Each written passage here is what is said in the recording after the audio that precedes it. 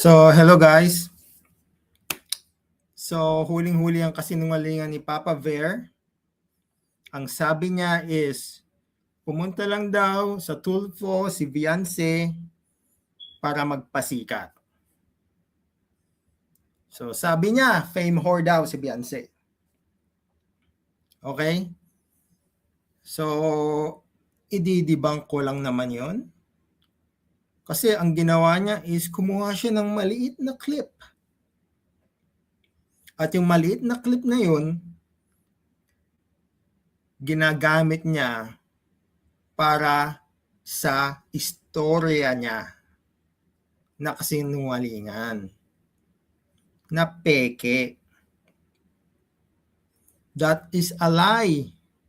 Hindi siya pumunta doon para sumikat.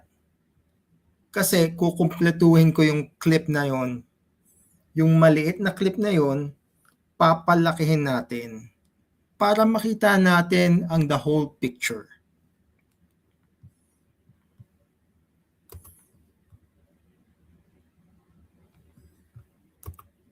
Okay. Let's do it. Ito yon. Po yung pamilya ko. Okay. Kaya dito po ako lumapit sa inyo kasi alam po sikat po talaga. Ito alam po ng marami pong nanonood. Yan.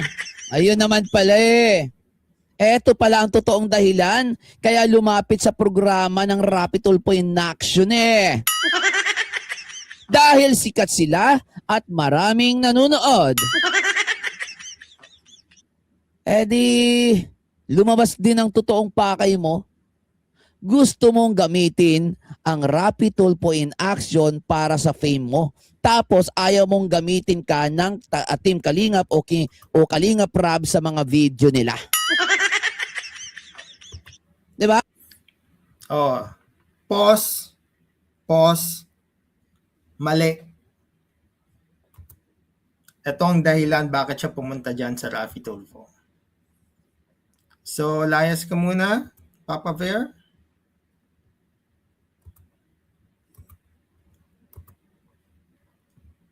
Tawagin natin si Beyonce.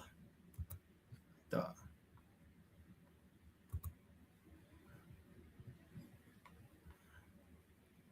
Yung inano ko po dito sa Yun. Rapi Tulfo Production kasi wala po ako sariling platform. Wala po akong Walang sariling platform.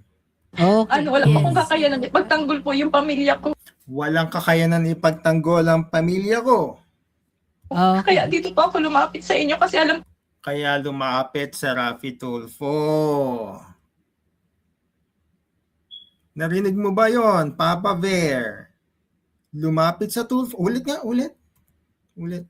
Blessings rin dahil Rapi Tulfo Production kasi wala po akong sariling platform. Wala po akong Okay. Walang wala sariling platform. po akong kakayanan. Pagtanggol po yung Walang- pamilya ko. Okay. Pamilya, walang kakayanan ipagtanggol. Kaya dito po ako lumapit sa inyo kasi Kaya lumapit sa Rapi Tulfo dahil alam po sikat po talaga. Ito alam po ng sikat.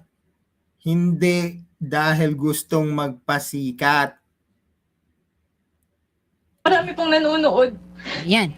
So, Yan, And kompletong-kompleto. I think sa reaction ng ating mga netizens mukhang Gusto ko lang pong i-ano po yung totoo pong nangyari talaga. Oo. Kompletong-kompleto. Sarap pakinggan, no? Ulit nga, ulit. Ulit one last time. tulong. Sariling platform. Wala po akong talaga yung inano ko po dito sa Yun. Rapi Tulfo Production kasi wala po akong sariling platform. Wala po akong okay. wala po akong kakayanan. Pagtanggol po yung pamilya ko. Okay. Kaya dito po ako lumapit sa inyo kasi alam po sikat po talaga. Ito alam po ng marami pong nanonood. Yan. So, Kompletong-kompleto. And I think sa reaction Kompletong-kompleto. Papa Ver, paano yan? Oh. Paano yan, Papa Ver? Anong masasabi mo doon? So, yun lang naman po. Everybody have a good day and peace out.